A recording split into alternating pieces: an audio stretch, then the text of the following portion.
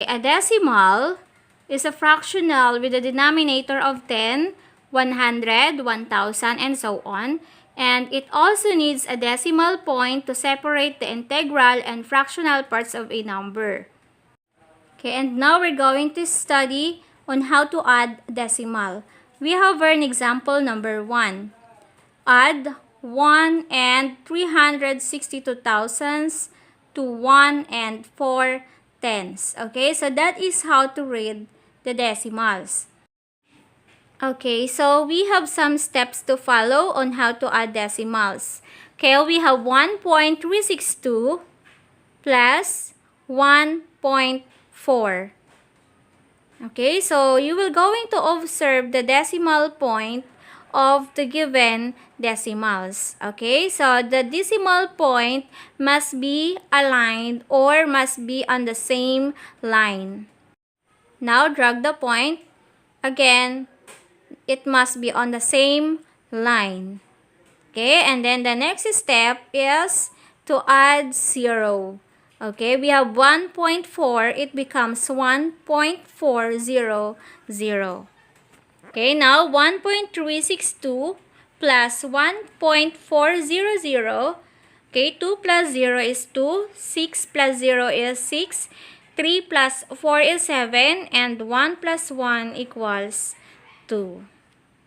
Therefore, the sum of 1 and 362 thousandths and 1 and 4 tenths is 2.762 or 2 and 762 thousandths. Okay, now let's proceed to the second example. And our example is to add 3.6 to 0.4256. Okay, and now we have 3.6 plus 0.4256. Okay, so again, point or the decimal point of the decimals must be aligned. It must be on the same line. The next step is to add 0. We have 3.6, it becomes 3.6000. Okay, then we add 0 plus 6 equals 6, 0 plus 5 equals 5, 0 plus 2 is 2, and 6 plus 4 is 10. Okay, so we write 0 and then we carry 1. Then 1 plus 3 equals 4.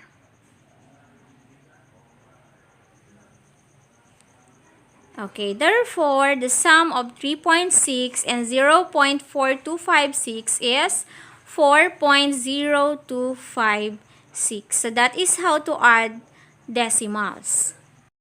Okay, next, let's proceed to the number 3 example. Okay, number 3, we have to add 8.12 to 4.7980. Okay, now we have 8.12 plus 4.7980.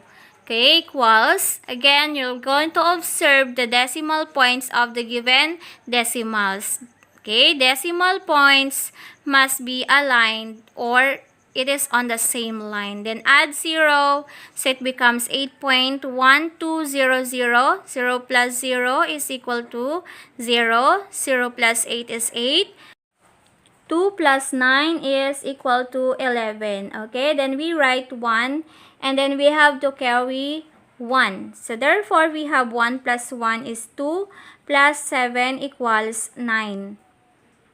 Okay, and then 8 plus 4 equals 12. Okay, therefore, the sum of 8.12 and 4.7980 is 12.9180. Okay, next.